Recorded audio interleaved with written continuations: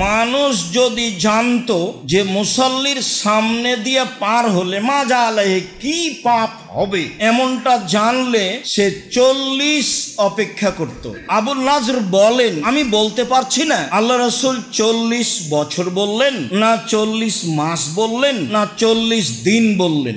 আপনার মাস দিয়ে সূত্রার মধ্য দিয়ে কেউ চলে গেলে তাকে হাত দিয়ে ঠেকাতে হবে, জোর করে চলে গেলে সম্ভবপর শক্তি প্রয়োগ করে ঠেকাতে হবে। এরপরে যদি সে চলে যায় আল্লাহ রাসূল তাকে শয়তান বলেছেন। আপনার তো দেওয়ালে লেখা আছে লাল বাতিতে সালাত হবে না, মানে প্রত্যেক জায়গাতে ধর্মকে এমন ভাবে আঘাত করা হয়েছে যা হিসাবের বাইরে। আমি আমার লম্বা তদন্ত অভিজ্ঞতা নিয়ে বলছি, তবে আমি মানুষ মসজিদে সূত্রা ব্যবহার করা যাবে না।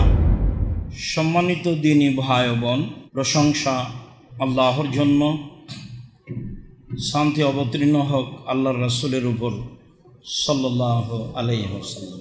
আমাদের জুমার খুতবার ধারাবাহিকতায় আজকের আলোচ্য বিষয় হচ্ছে সালাত আদায়ের জন্য সূত্রা ব্যবহার করতে হবে। যে একটি লাঠি বা কিছু সামনে রেখে দেওয়া হয়। আমাদের আলোচনায় উল্লেখযোগ্য আলোচনা থাকবে মসজিদ ছাড়া যে কোনো জায়গায় সালাত আদায় করলে সূত্রা ব্যবহার করতেই হবে। উল্লেখযোগ্য আলোচনা থাকবে সালাতের সামনে দিয়ে যাওয়া কত বড় অপরাধ। বিশেষভাবে আলোচনা থাকবে মসজিদে সূত্রা ব্যবহার করা যাবে কি না, পিলারের মাঝে সালাত আদায় করা যাবে কি না, মসজিদে ঢুকে সালাত আদায় করলে কোথায় সালাত আদায় করা উত্তম, ভালো, সহজ হবে। বিষয়গুলি সামনে রেখে আমরা এক গুরুত্বপূর্ণ সংক্ষিপ্ত তথ্যবহল বিবরণের চেষ্টা করব ইনশাআল্লাহুল আজিজ। আলোচনা আমাদের হাজারো মসজিদে যে সব নিয়ম চলছে তার অনেকাংশে বিপরীত হবে বলে আমরা অনুমান করছি। যা রাসূল সাল্লাল্লাহু আলাইহি সাল্লামের নিয়ম বিপরীত হলে কিছু করার নাই। বলছিলাম আল্লাহ তাআলা বলেন ওয়াস্তাঈনু বিস-সাবরি ওয়াস-সালাহ, পৃথিবীর মানুষ তোমরা সালাতের মাধ্যমে আর ধৈর্যের মাধ্যমে আল্লাহর কাছে সাহায্য চাও। মানুষ মাত্র বিপদগ্রস্ত সমস্যার মুখোমুখি হয় বা মানুষ মাত্র দুনিয়াবি চাহিদার প্রয়োজন থাকে, পরকালেও কিছু চাওয়ার থাকে। অতএব তোমরা আল্লাহর কাছে চাও সালাতের মাধ্যমে আর ধৈর্যের মাধ্যমে। চাওয়ার একটি বড় মাধ্যম সালাত, পীর বা ওলিয়া আউলিয়া নয়। 2 রাকাত সালাত আদায় করেই নিজের বিষয়টি আল্লাহর কাছে বলতে হবে। বলাতে পৃথিবীর সবাই সমান। রাজা ধীরাজ, ফকির মিসকিন, জঙ্গলে আছে, ড্রেনে পড়ে আছে, সবারই সমান অধিকার আল্লাহর কাছে একইভাবে বলতে পারে।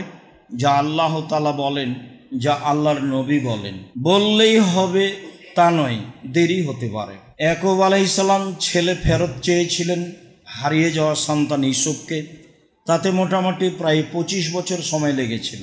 মুহাম্মদ সাল্লাল্লাহু আলাইহি সাল্লাম খুব বিপদগ্রস্ত হয়ে অপমানজনক অবস্থায় দোয়া করেছিলেন, তা মোটামুটি কবুল হয়েছিল 12 বছর পরে।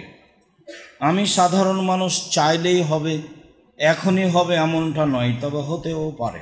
সম্মানিত দ্বীনী ভাই বোন, চাইতে হবে ধৈর্যের মাধ্যমে, সালাতের মাধ্যমে। আল্লাহ তাআলা বলেন কাদাফলাহাল মুমিনুন আল্লাযীনা হুম ফি সালাতিহিম খাশিউন, যারা ভয় ভীতি নিয়ে ভালো করে সালাত আদায় করলো তারাই সফল হলো।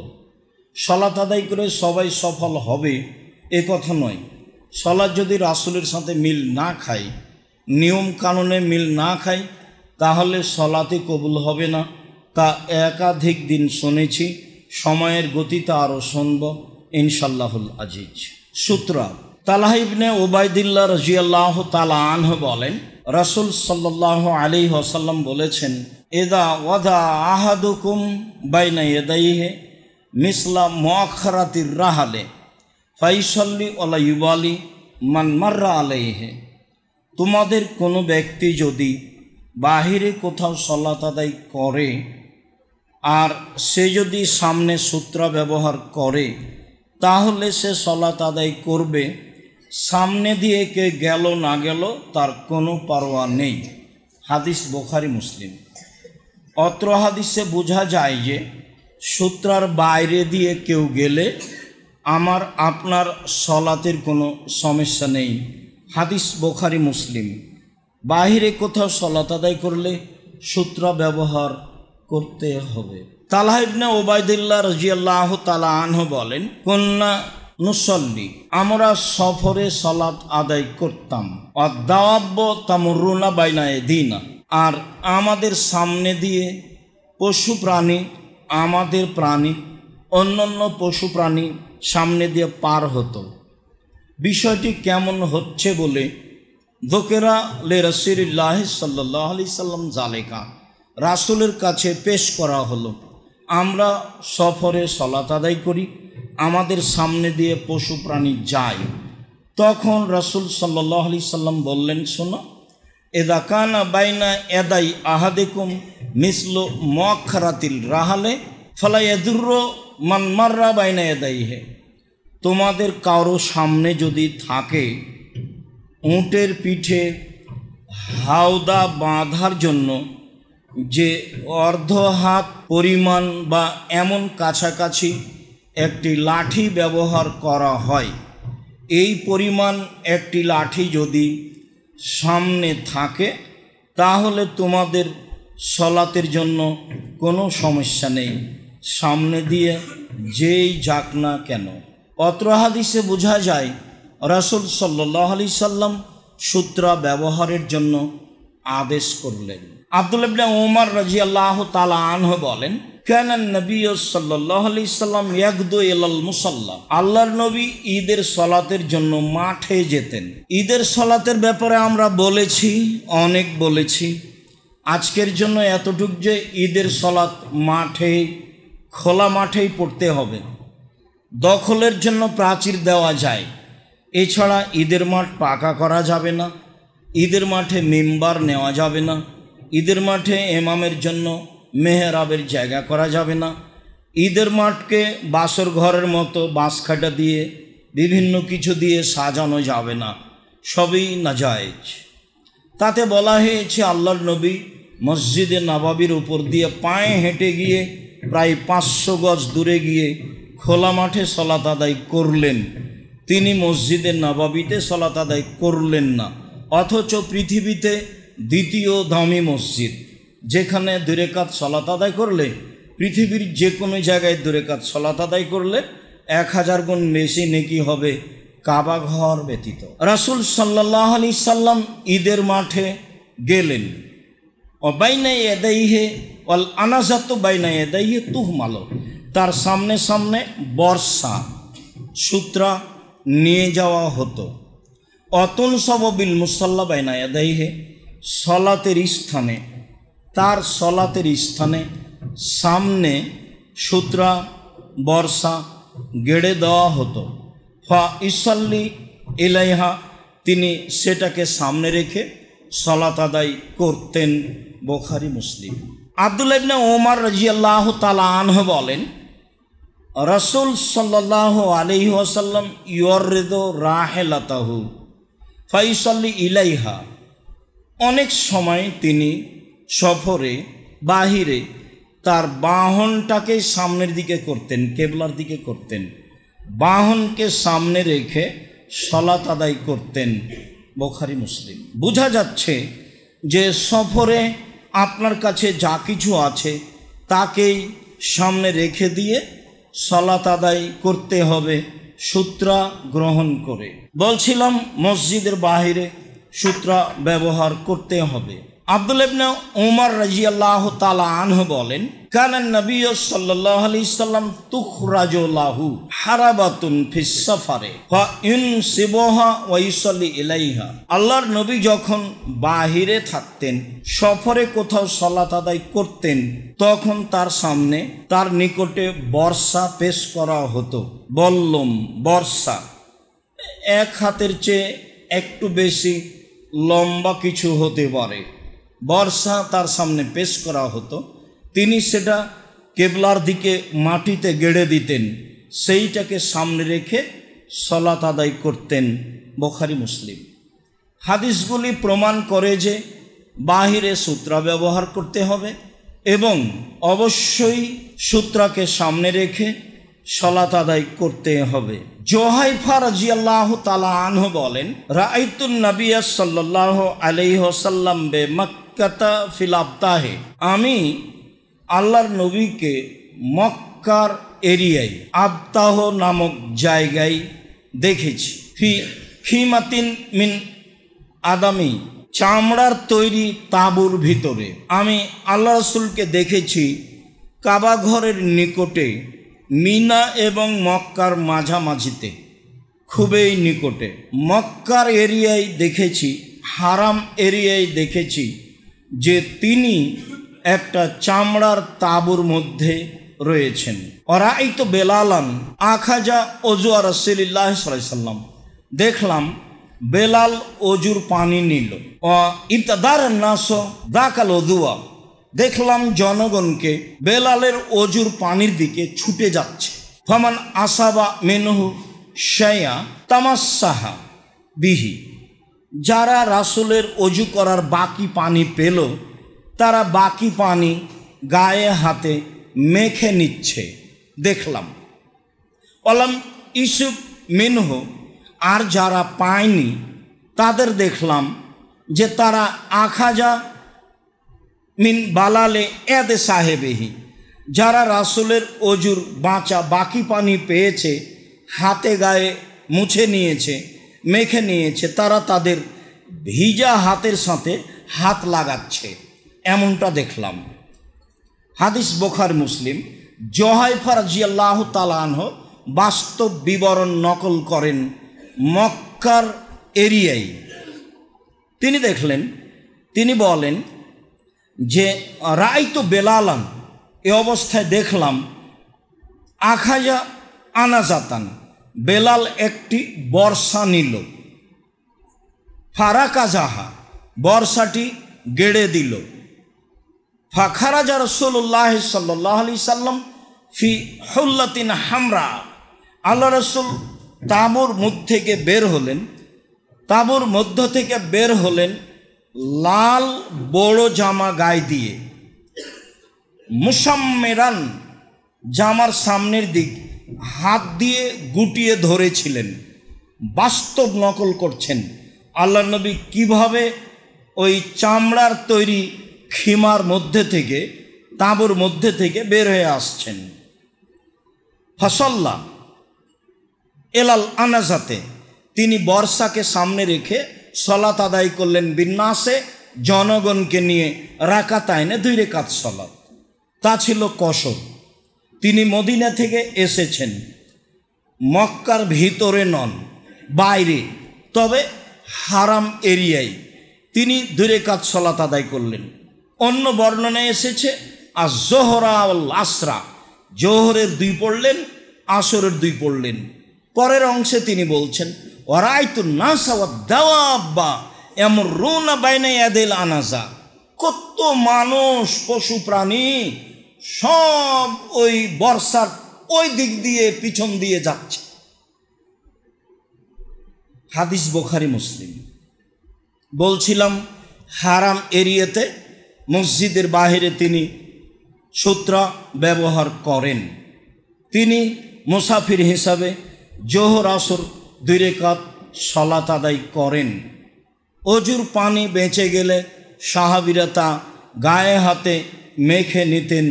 অত্র বুখারী মুসলিমের হাদিস প্রমাণ করে তা কল্যাণের জন্য।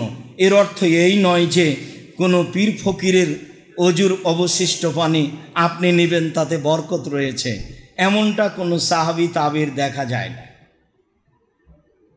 উমারেরই যদি না চলে তাহলে আপনার কেমনে চলে?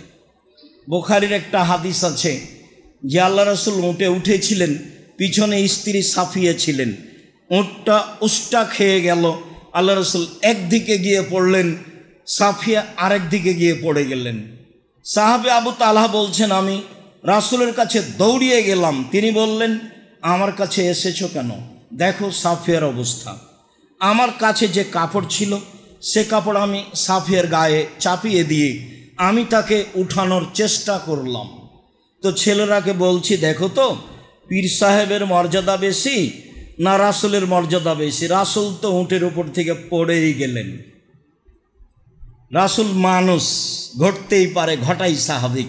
তাহলে কি তুমি বলবা যে পীর সাহেব হলে উটের উপর থেকে পড়তেন না? কথাও তো ঠিক। জায়নামাজ বিছিয়ে যদি পদ্মা মেঘনা সাগর পার হয়ে যেতে পারে জায়নামাজে বসে, তাহলে উটের উপর থেকে পড়ে যাবে, এটা ভাবাই যায় না। শুনুন, ধর্ম পাগল নয়, ধর্ম একজনের কথা দিয়ে চলে, যার নাম মোহাম্মদ সাল্লাল্লাহু আলাইহি সাল্লাম। মসজিদের বাইরে সূত্রা ব্যবহার করতে হবে, এ কথাই ঠিক। আবু জোহাইম রাজিয়াল্লাহু তাআলা আনহু বলেন, জোহাইম ইবনে আব্দুল্লাহ রাজিয়াল্লাহু তাআলা আনহু বলেন, রাসূল সাল্লাল্লাহু আলাইহি সাল্লাম বলেছেন, লা ইয়ালামুল মারু বাইনা ইয়াদাইল মুসাল্লি লাকানা আন ইয়াকিফা আরবাইনা খায়রান লাহু মিন ইসলামা ইয়াদাইহি। মানুষ যদি জানতো যে মুসল্লির সামনে দিয়ে পার হলে মাজা আলাইহি কি পাপ হবে, এমনটা জানলে সে 40 অপেক্ষা করত। আবুল নাজর বলেন, আমি বলতে পারছি না আল্লাহ রাসূল 40 বছর বললেন, না 40 মাস বললেন, না 40 দিন বললেন। কাব ইবনে আহবার রাদিয়াল্লাহু তাআলা আনহু বলেন, লাউ ইয়ালামুল মারু বাইনা ইয়াদাইল মুসাল্লি মাজা আলাইহি লাকানা ইউকসাফা খায়রান লাহু মিন আয়ামুররা বাইনা ইয়াদাইহি। মানুষ যদি জানতো যে সালাত আদায়কারীর সামনে দিয়ে পার হয়ে গেলে কি হবে, তাহলে মাটিতে ধসে গেলেও সামনে দিয়ে পার হতো না। তাহলে সামনে দিয়ে চলে যাওয়া অপরাধ। হজ করতে গেলে বোঝা যায় যে সামনে দিয়ে যাওয়া কোনো অপরাধ নয়, সবাই তো যাচ্ছে। অনেক সময় মানুষ সিজদায় আছে, তার উপর দিয়ে চলে যাওয়া অপরাধ। তো 2-1 দিন যখন দেখলো যে সবাই যাচ্ছে, তখন এও মনে করছে যাওয়া যায়। কিছুটা বেকায়দা থাকে, সেটা ভিন্ন কথা। কিন্তু হারাম হোক, মসজিদে নববী হোক, পৃথিবীর যে কোনো জায়গায় হোক না কেন, সামনে দিয়ে পার হয়ে যাওয়া, একদিক থেকে আর একদিকে চলে যাওয়া নেহায়াত অন্যায়, বড় অপরাধ। 40 বছর প্রয়োজনে অপেক্ষা করতে হবে। 40 বছর কি আর অপেক্ষা করা লাগে? কথাটি শক্তভাবে বলা হয়েছে। মাটির নিচে ধসে গেলেও, মাটিতে ধসে গেলেও যাবে, কিন্তু মুসল্লির সামনে দিয়ে যাবে না। এভাবে রাসূল সাল্লাল্লাহু আলাইহি সাল্লাম বলেন। বুঝছিলাম সামনে দিয়ে যাওয়া কেমন অপরাধ, এবং মসজিদের বাহিরে সূত্রা ব্যবহার করতে হবে, যা রাসূল সাল্লাল্লাহু আলাইহি সাল্লাম নিজে করেছেন, করতে বলেছেন। এভাবে আমল করার চেষ্টা করব ইনশাআল্লাহ। আল্লাহুম্মা সাল্লি আলাইহি আল্লাহুম্মা বারিক আলাইহি। আবু সাঈদ খুদরি রাদিয়াল্লাহু তাআলা আনহু বলেন, রাসূল সাল্লাল্লাহু আলাইহি ওয়াসাল্লাম বলেছেন, ইজা সাল্লা আহাদুকুম ইলা শাইইন ফায়াসতুরুহু মিনান নাস। কোনো মানুষ যদি বাহিরে এমন কিছু রেখে সালাত আদায় করে যা দিয়ে সেটা মানুষের জন্য অন্তরাল হয়ে যাবে। এইবার শাইইন শব্দ আল্লাহ রাসূল ব্যবহার করেছেন। তা কাপড় হোক, তা লাঠি হোক, তা চশমা হোক, তা মোবাইল হোক, তা আরও কিছু হোক, যেটাই হোক না কেন, কোনো কিছুকে সূত্রা হিসাবে ব্যবহার করা যায়, এ কথা আল্লাহ রাসূল বলেন। পরে আল্লাহ রাসূল বলেন, মান আরাদা আহাদুন, এই যা আরাদা আহাদুন ইয়াস্তাজা বাইনা ইয়াদাইহি। এখন কেউ যদি তার সামনে দিয়ে চলে যেতে চায়, তার মাঝে আর সূত্রার মধ্য দিয়ে চলে যেতে চায়, তাহলে ফালিয়াদফাহু, সে যেন তাকে ঠেকায়, বাধা দেয়। হাত দিয়েই বাধা দিবে। বাধা দেওয়ার সেখানে আর কি থাকতে পারে? ফাইনাবা, সে যদি জোর করে যেতে চাই, ফাল ইউকাতেলহু, তাহলে সে যেন তার সাথে লড়ে পড়ে। সালাতের মধ্যে কি লড়া যাবে? শক্তি প্রয়োগ করে তাকে ঠেকাতে হবে, এটাই হাদিস প্রমাণ করে। তারপরে বলছেন, ফাইনাহু শয়তান, সে হচ্ছে শয়তান। যে জোর করে চলে যাচ্ছে আল্লাহ রাসূল তাকে শয়তান বললেন। হাদিস বুখারী মুসলিম। বিবেচনা করেন দেখি। প্রথমে তিনি বললেন সূত্রা ব্যবহার করতে হবে যে কোনো কিছু দিয়ে, তবে দাগ টেনে নেওয়ার প্রমাণে হাদিস ঠিক নয়। এভাবে দাগ দেওয়ার হাদিস পাওয়া যাবে, সে হাদিস ঠিক নয়। কোনো কিছু রাখতে হবে সাই, কোনো কিছু রাখতে হবে সূত্রা হিসাবে জরুরি। সূত্রা এবং আপনার মধ্য দিয়ে কেউ চলে গেলে তাকে হাত দিয়ে বাধা দিতে হবে, তারপরেও চলে গেলে সম্ভবপর তাকে ঠেকানোর চেষ্টা করতে হবে। আদেশ। আপনি স্বাভাবিকভাবে বসে থাকবেন ও চলে যাবে, এই সুযোগ দেওয়া হবে না।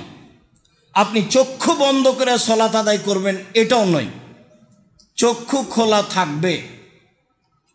একদিন বললাম তো, কবে যেন বললাম যে করোনার কথা যখন এসেছিল, আল্লাহ রাসূল টাকনোর নিচে কাপড় রাখতে নিষেধ করেছেন আর মুখ ঢেকে সালাত আদায় করতে নিষেধ করেছেন। তখন বলেছিলাম যে ওই সালাতের সময় মাস্ক ব্যবহার করা যাবে না, যাবেই না, যা হবে হবে। তখন তো বলেছি মাস্ক দিয়ে ভাগ্য বাড়াতে রাজি নই। এখন ব্যবহার করেন, ধুলাবালি আছে, আবর্জনা আছে, অনেক কিছু আছে। তাকদীরের পরিবর্তন ঘটাতে রাজি নেই নিজেকে, নিজের কোনো কর্ম দিয়ে। এসেছি যেতে হবে এই বলে কোনো কিছু দিয়ে ভাগ্যকে বাড়াতে রাজি নই। বলছিলাম সম্মানিত দিনী ভাই বোন, অত্র হাদিসে বোঝা যায় সূত্রা ব্যবহার করতেই হবে। আপনার মাঝ দিয়ে সূত্রার মধ্য দিয়ে কেউ চলে গেলে তাকে হাত দিয়ে ঠেকাতে হবে। জোর করে চলে গেলে সম্ভবপর শক্তি প্রয়োগ করে ঠেকাতে হবে। এরপরে যদি সে চলে যায়, আল্লাহ রাসূল তাকে শয়তান বলেছেন। হাদিস বুখারী মুসলিম। অবশ্য আপনি বিষয়টি বিবেচনায় নিয়ে আসবেন বলে আমরা আশা করি। আবু হুরায়রা রাদিয়াল্লাহু তাআলা আনহু বলেন, রাসূল সাল্লাল্লাহু আলাইহি সাল্লাম বলেছেন, তাকতাউ সালাতা আল মারাতু আল হিমারু আল কালবু। তিন শ্রেণীর কিছু মানুষের সালাতকে নষ্ট করে দেয়। এক, মহিলা। দুই, কুকুর। তিন, গাধা। এই তিনটে কিছু যদি আপনার সামনে দিয়ে যায় তাহলে সালাত নষ্ট হয়ে যায়, এ কথা রাসূল সাল্লাল্লাহু আলাইহি সাল্লাম বলেন। হাদিস বুখারী মুসলিম। অত্র হাদিসের প্রতিবাদ আয়েশা রাদিয়াল্লাহু তাআলা আনহা করেছেন। আরও কিছু বলি, তারপরে বিষয়টি স্পষ্ট করব ইনশাআল্লাহ। আব্দুল্লাহ ইবনে আব্বাস রাদিয়াল্লাহু তাআলা আনহু বলেন, রাসূল সাল্লাল্লাহু আলাইহি সাল্লাম বলেছেন, একতাউস সালাতাল কালবুল আসওয়াদ ওয়াল মারআতুল হায়েদ। সালাত নষ্ট করে দেয় কালো কুকুর। কালো কুকুর বিষাক্ত বেশি। সালাত নষ্ট করে দেয় কালো কুকুর, আর সালাত নষ্ট করে দেয় যুবতী নারী। যারা যুবতী তারা সালাত নষ্ট করে দেয়, এ কথা রাসূল সাল্লাল্লাহু আলাইহি সাল্লাম বলেন। এখানে একটা বাক্য বলে রাখি, আরও একাধিক হাদিস এর বিপরীত আসবে। তখন এর সমাধা হলো এই যে আসলে নেকি কমে যাবে, সালাত নষ্ট হবে এ কথা নয়। যুবতী নারী সামনে দিয়ে গেলে আপনার ভিতরে কিছুটা পরিবর্তন আসতে পারে, অন্তরে কিছু জাগতে পারে। কালো কুকুর সামনে আসলে ভয় বা কিছু আপনার অন্তরে জাগতে পারে, তাতে সালাতের একাগ্রতা নষ্ট হবে। সালাতের একাগ্রতা নষ্ট হয় চাদর ঝকমকে হলে, সালাতের একাগ্রতা নষ্ট হয় পাঞ্জাবি নকশাপূর্ণ হলে। আপনার পাঞ্জাবি দেখলে আমিও অবাক হই যে মহিলাদের ব্লাউজের কাপড় দিয়ে আপনি পাঞ্জাবি করলেন কেন? আপনি কি বোঝাতে চাচ্ছেন? আপনাকে পুরুষ পরিচয় দিতে ভালো লাগে না কেন? ছেলে জন্ম নিলে তো বাপ মা খুশি হয়, মেয়ে জন্ম নিলে বাপ মা একটু কেমন কেমন করে। আর একটা হলে দাদি তো বলে বউ তালাক দে ভাই, এ বউ চলবে না, দাদি নানি বলে। তা আপনি তো আপনার পিতার জন্য সন্তান, তো খুব সুখবর, ভালো কথা। মানুষের মতো মানুষে জাতির অন্যায়ের বিরুদ্ধে লড়েন, এই জন্য আপনি সন্তান। মহিলা মানুষ নাকি আপনি? এমন কাপড়ের পাঞ্জাবি করে নিজেকে মহিলা হিসেবে দেখাতে চাচ্ছেন কেন? মাথায় বড় চুল রেখে নিজেকে মহিলা হিসেবে প্রকাশ করতে চাচ্ছেন কেন? দাড়ি চেঁচে নিজেকে মহিলা হিসেবে প্রকাশ করতে চাচ্ছেন কেন? সব সময় বিদ্যা অর্জন করে জাতির সামনে মানুষের মতো মানুষে দাঁড়ানোর চেষ্টা করেন। জীবন বাজি রেখে দুনিয়াতে এসেছি, যে কোনো মূল্যে অন্যায়ের বিরোধিতা করব, সম্ভবপর মরি আর বাঁচি, যতদিন পর্যন্ত বেঁচে আছি ন্যায়ের সাথে থাকব, অন্যায়ের বিরুদ্ধে থাকব। এই জন্য বিদ্যা অর্জন করেছি। বিদ্যা অর্জন করে ফাঁকি দিয়ে মিথ্যা প্রিসক্রিপশন লিখে ডাক্তার মানুষ আপনি মানুষের পয়সা উপার্জন করবেন, এই জন্য তো আপনি শিক্ষা অর্জন করেননি। আপনার বিদ্যা কেন আপনার জন্য কলঙ্ক হলো? কেন হবে? আপনি নিজেকে মানুষ মনে করেন না কেন? পুরুষ মানুষ নিজেকে মনে করেন না কেন? বলছিলাম দিনী ভাই ও বোন, আয়েশা রাদিয়াল্লাহু তাআলা আনহা বলেন, কানা নবী সাল্লাল্লাহু আলাইহি ওয়াসাল্লাম ইসাল্লি মিনাল লাইলি ওয়া আনা মুতারিজাতুন বাইনা ইয়াদাইহি কাল ইতিরাজিল জানাজা। রাতে আল্লাহ রাসূল সালাত আদায় করতেন আর আমি তার সামনে আড়াআড়ি হয়ে জানাজার মতো হয়ে শুয়ে থাকতাম। জানাজা পড়ায় তখন আড়াআড়ি থাকে না সামনে, আমি আল্লাহ রাসূলের সামনে আড়াআড়ি অবস্থায় শুয়ে আছি, তিনি সালাত আদায় করছেন। এটা বুখারী মুসলিমের হাদিস। আগেরটা বুখারী মুসলিমের হাদিস যে মহিলা সামনে দিয়ে পার হলে সালাত নষ্ট হয়ে যাবে, কুকুর গাধা সামনে দিয়ে পার হলে সালাত নষ্ট হয়ে যাবে। আয়েশা রাদিয়াল্লাহু তাআলা আনহা বলেন, কুনতু আনামু বাইনা ইয়াদাই রাসূলিল্লাহ সাল্লাল্লাহু আলাইহি সাল্লাম ওয়া রিজলায়া ফি কিবলাতিহি। আল্লাহ রাসূলের সামনে আমি আড়াআড়ি শুয়ে থাকতাম। আল্লাহ রাসূলের সামনে আমি কেবলার দিকে মুখ করে পূর্ব পশ্চিম হয়ে শুয়ে থাকতাম। এটা আগের হাদিসের বিপরীত। আমার পা দুটি থাকতো তার কেবলার দিকে। তাহলে আগের সওয়াব ভিন্ন, পরের হাদিসের সওয়াব ভিন্ন। আমার পা দুটি আছে তার কেবলার দিকে। ফাইজা সাজাদা গামাজানি, তিনি সিজদায় গেলে আমার পায়ের উপরে আঘাত করতেন। ফাঁকাবাস্ত রিজলায়া, তখন আমি পা দুটি গুটিয়ে নিতাম। ফাইজা কামা বাসাত্ত হোমা, যখন তিনি আবার সিজদা থেকে দাঁড়িয়ে যেতেন আমি আমার পা সোজা করে দিতাম। তিনি বলেন, অলাইসা মাসাবি কানাতিল বয়ুত লাইসা ফিহাল মাসাবি, তখন ঘরে আলো ছিল না, ঘর ছিল অন্ধকার। অত্র হাদিস প্রমাণ করে, বুখারী মুসলিমের হাদিস, যে আল্লাহর নবী অন্ধকার রাতে তাহাজ্জুদ পড়তেন।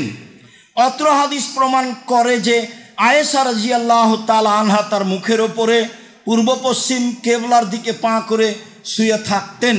অত্র হাদিস প্রমাণ করে যে মহিলা মানুষ সামনে থাকলে সালাত নষ্ট হবে না। অত্র হাদিস প্রমাণ করে যে সালাতের মধ্যে স্ত্রী বা এরকম কোনো কাজ করলে সালাত নষ্ট হবে না। মোবাইল চলছে, রিং হচ্ছে, তাহলে বন্ধ করে দিলে সালাত নষ্ট হবে না। হাদিস বুখারী মুসলিম এটাই প্রমাণ করে। আয়েশা রাদিয়াল্লাহু তাআলা আনহা বলেন, কুনতু রাকিদাতান বাইনা ইয়াদাইহি, আমি তার সামনে শুয়ে থাকতাম, ঘুমিয়ে থাকতাম।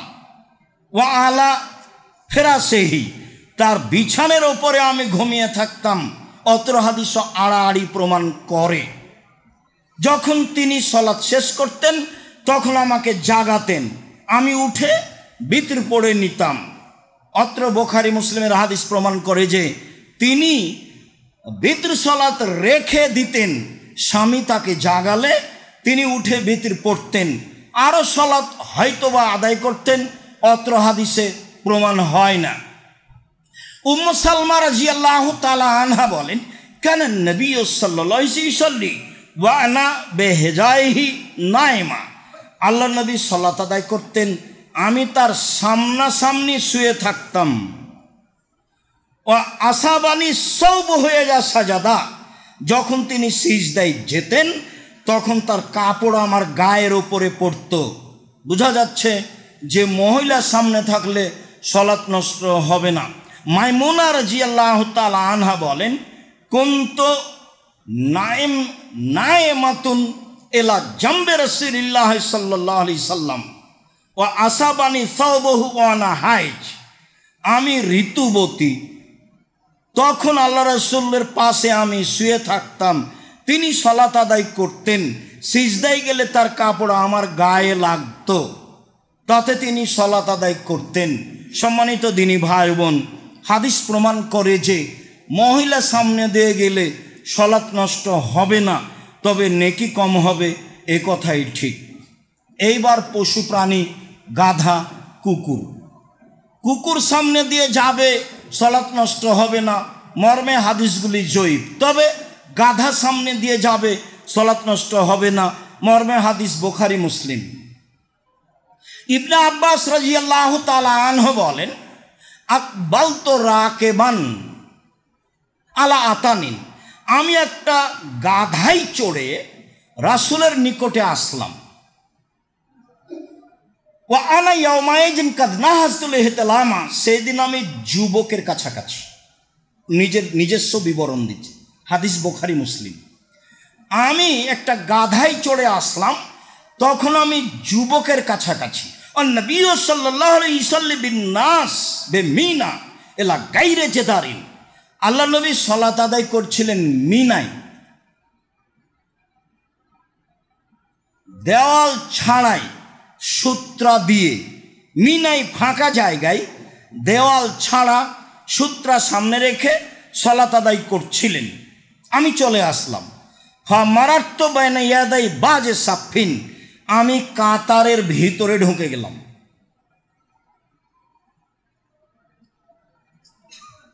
নাজালতো তারাকতুল আতানা তারতাও, আমি কাতারের ভিতরে ঢুকে নেমে গেলাম, গাধা ছেড়ে দিলাম, গাধা চড়তে লাগলো।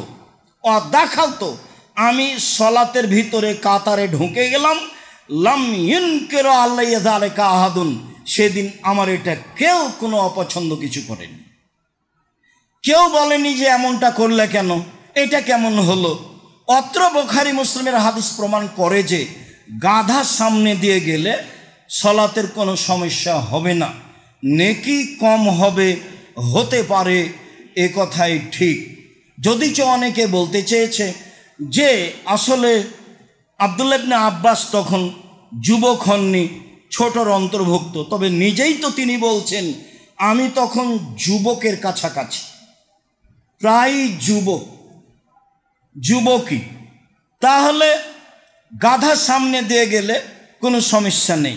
এইবার উনি যে কাতারের মধ্য দিয়ে হাঁটলেন, তাহলে কি হবে? ইমাম বুখারী অত্র হাদিসকে সামনে রেখে বলতে চাচ্ছেন যে সুত্রাতুল ইমামে মান কানা খালফাহু, সুত্রাতু মান কানা খালফাহু, ইমামি সূত্রা হচ্ছে যারা ইমামের পিছনে আছে তাদের জন্য।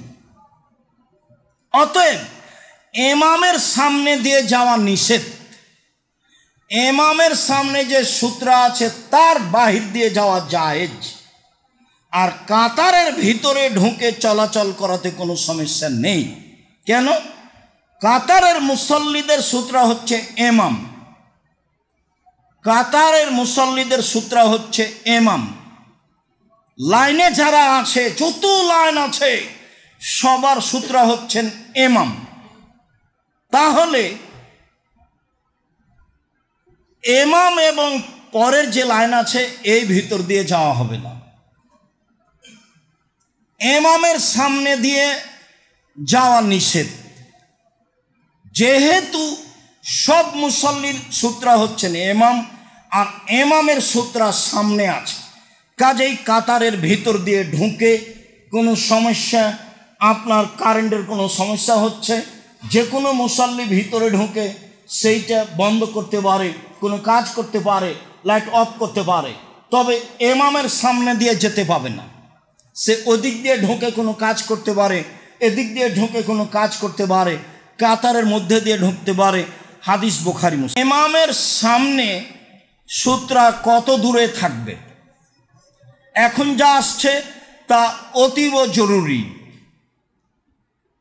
ইমামের সামনে যে সূত্রা থাকবে, আমার সামনে যে সূত্রা থাকবে তা কত দূরে থাকবে? সাহাল ইবনে সাদ রাদিয়াল্লাহু তাআলা আনহু বলেন, সাহাল ইবনে হাসমা রাদিয়াল্লাহু তাআলা আনহু বলেন, রাসূল সাল্লাল্লাহু আলাইহি সাল্লাম বলেছেন, এজা কানা আহাদুকুম ইলা সূত্রাতিন ফালইয়াদনু মিনহা, তোমাদের কেউ যদি সূত্রাকে সামনে রেখে সালাত আদায় করে তাহলে সে যেন সূত্রার কাছাকাছি হয়ে দাঁড়ায়। ফাইনা শয়তান লা ইয়াকতাউ সালাতাহু, তখন শয়তান তার সালাতের ক্ষতি করতে পারবে না। তো অত্র হাদিসে কি বোঝা গেল কতটুকু কাছাকাছি? চলেন বুখারী মুসলিমের এক হাদিসে সাহাল ইবনে সাদ রাদিয়াল্লাহু তাআলা আনহু বলেন, কানা বাইনা মুসাল্লা রাসূলুল্লাহ সাল্লাল্লাহু আলাইহি ওয়াসাল্লাম আল জেদার মামারুস সাদ, রাসূলের মুসাল্লা এবং পশ্চিম দেওয়ালের মাঝের মধ্যে জায়গা ছিল একটি ছাগল পার হয়ে যাওয়ার জায়গা। যেহেতু দেশ উট দিয়ে ঘেরা, ছাগল দিয়ে ঘেরা, কাজেই প্রায় পরিমাণ উট ছাগল দিয়ে বুঝানো হয়েছে। সময় আয়াত দিয়ে বুঝানো হয়েছে যে এত আয়াত পড়া যাবে, এই কাজের জন্য এত আয়াত হতে পারে। রাসূল সাল্লাল্লাহু আলাইহি ওয়াসাল্লামের সূত্রা ছিল, সালাতের জায়গা ছিল। যখন তিনি দাঁড়িয়েছেন পশ্চিম দেওয়ালের সামনে, তখন তার মুসাল্লা এবং পশ্চিম দেওয়ালের মাঝে একটা ছাগল পার হতে পারবে এরকম একটা জায়গা ছিল। তাহলে অনুমান করা যেতে পারে 10 ইঞ্চি, 12 ইঞ্চি, 1 ফুট এরকম কাছাকাছি। অবশ্যই আবার কথা নকল করবেন না যে আব্দুর রাজ্জাক সাহেব বলেছেন 1 ফুট, আমি তা বলিনি। আমি বলছি অনুমান করা যেতে পারে একটা ছাগল পার হয়ে যাবে এইরকম। আপনার যখন সিজদা থাকবে, মাথা মাটিতে লেগে থাকবে, তখন সূত্রা এবং আপনার মাথার মধ্যে যে ফাঁকা জায়গা থাকবে একটা ছাগল পার হতে পারবে। হাদিস বুখারী মুসলিম। এবার আমি আর আপনি বিবেচনা করি আমার সূত্রাটা আমার থেকে কত দূরে আমি পুঁতে দিব, গেড়ে দিব। এই হিসাব করে আপনি সূত্রটা রাখবেন, এই হিসাব করে আপনি চেয়ারটা রাখবেন, এই হিসাব করে আপনার খাতা কলম, চশমা, মোবাইল যেটা আপনি সূত্রা হিসেবে ব্যবহার করবেন সেইটা রাখবেন। সম্মানিত দিনী ভাই বোন, এবার চলেন মসজিদে পিলারের ভিতরে সালাত আদায় করা যায় কি না। আনাস রাদিয়াল্লাহু তাআলা আনহু বলেন, রাআইতু কিবারা আসহাবে রাসূলিল্লাহ সাল্লাল্লাহু আলাইহি সাল্লাম ইয়াবতাদিরুনা ইলা সাওয়ারি বিল মাগরিবে, আমি দেখেছি বড় বড় সাহাবীকে মসজিদে তারা মাগরিবের সালাতে দৌড়িয়ে পিলারের দিকে যেতেন। মসজিদের পিলার যেখানে আছে পিলারকে সামনে রেখে সালাত আদায় করতেন। তাহলে পিলারকে সামনে রেখে সালাত আদায় করতেন, কেউ মসজিদে সূত্র ব্যবহার করে সালাত আদায় করতেন, এইটা প্রমাণ হয় না বুখারী মুসলিম। আনাস রাদিয়াল্লাহু তাআলা আনহু বলেন, কুনতু বিল মদিনা ফাইদা আযানাল মুআদ্দিনু ইবতাদারুস সাওয়ারিয়া, আমি ছিলাম মসজিদে নববীতে, মুয়াজ্জিন আজান দিল লে সলাতিল মাগরিবে, মাগরিবের সলাতের জন্য। আমি মসজিদে নববীতে ছিলাম, মাগরিবের সলাতের জন্য মুয়াজ্জিন আজান দিল। দেখলাম আজান হওয়ার সাথে সাথে মানুষ দৌড়িয়ে পিলারের দিকে যাচ্ছে। ফারাকা রাকাতাইনে, সবাই 2 রাকাত করে সালাত আদায় করলো।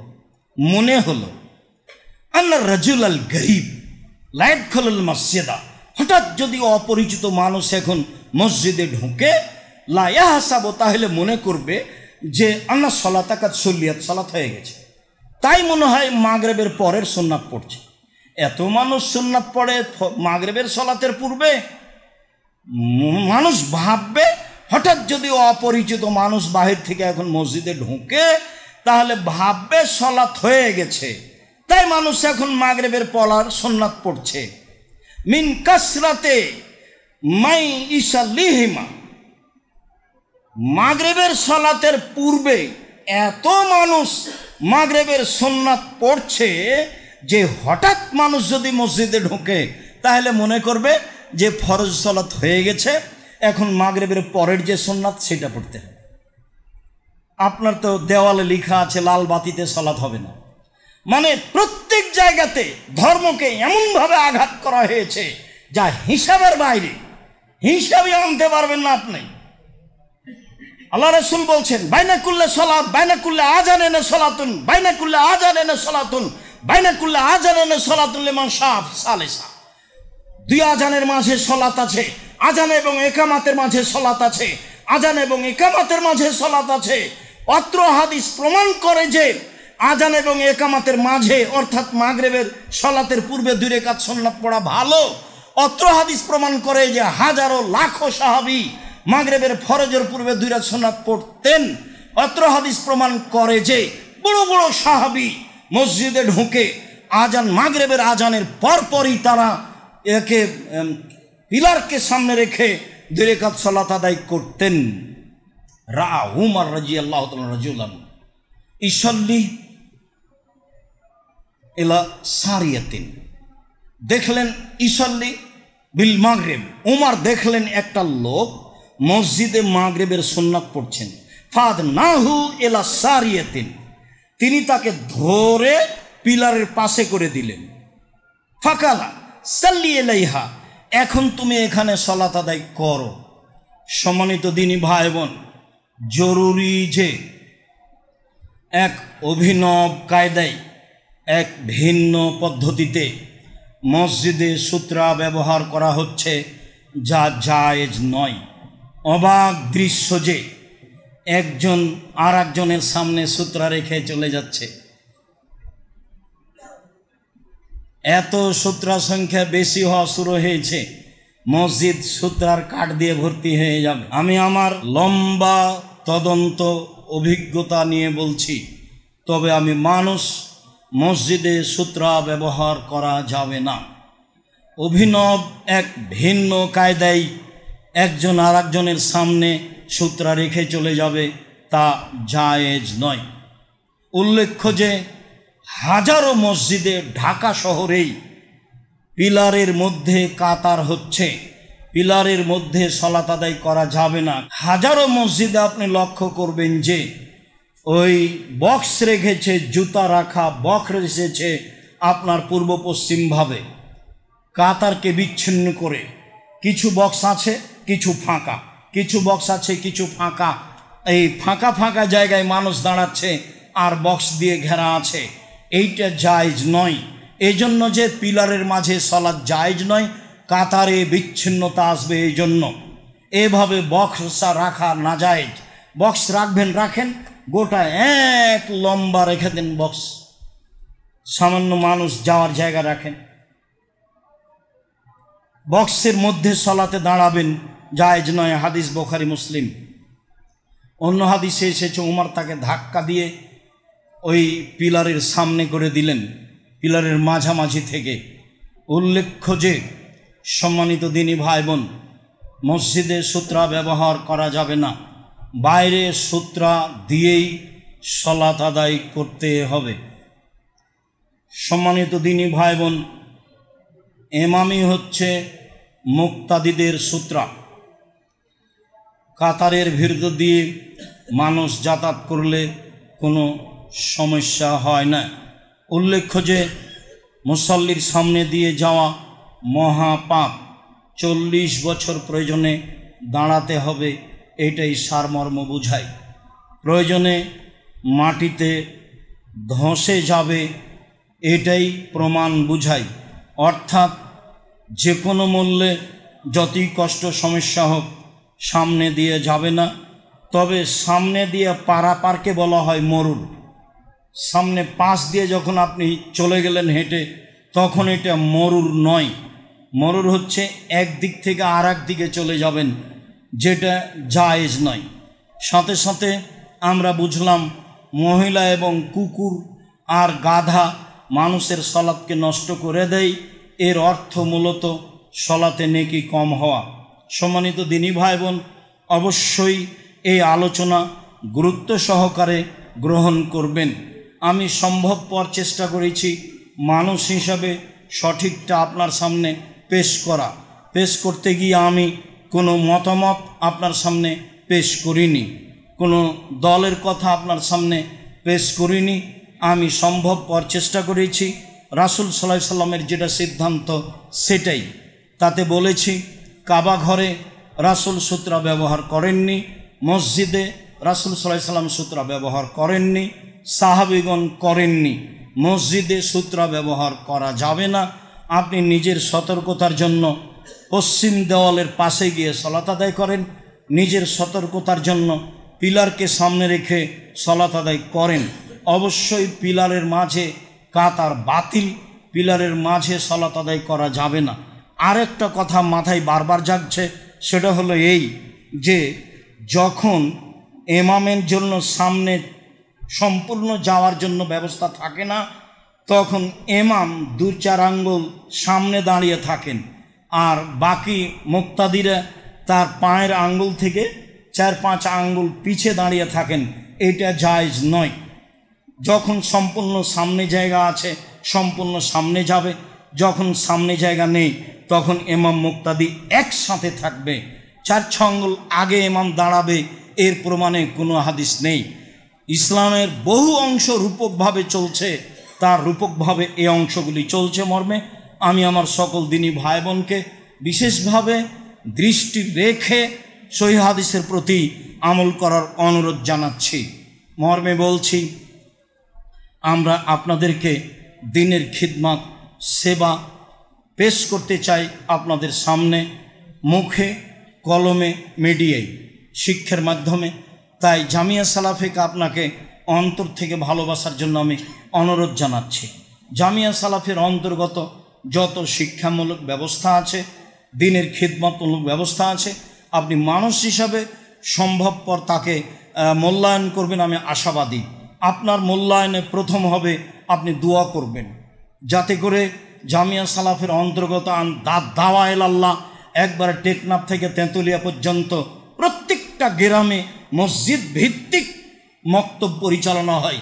প্রত্যেকের ছেলে মেয়ে যেন ভালো করে কোরআন পড়তে শিখে এবং তার আকীদা যেন সংশোধন হয়, এটাই হলো মৌলিক লক্ষ্য, যার কারণে জীবন বাজি রেখে চেষ্টা করা হচ্ছে। আর অন্যান্য যেগুলো বিশেষ করে জামিয়া সালাফের প্রতিষ্ঠানগুলি, মসজিদের কাজগুলি। দ্বিতীয় হচ্ছে এই সহযোগিতায় থাকবেন অল্প হলেও।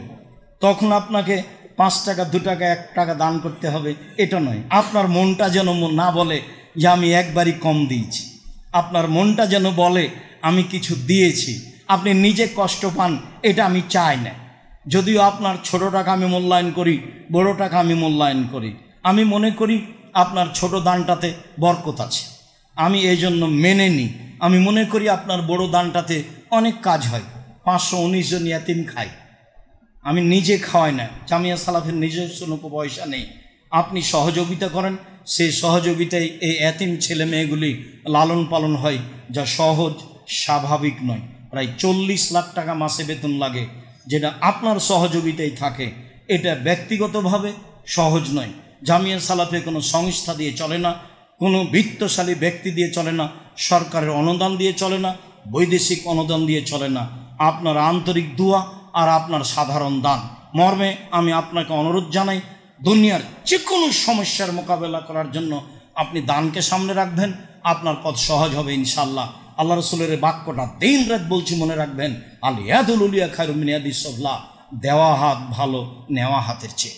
কি ভালো? আমার সারা জীবনের সব কাজের জন্য ভালো। বুখারী মুসলিম। এই কথা বলে আজকের খুতবা শেষ করতে যাচ্ছি। আল্লাহ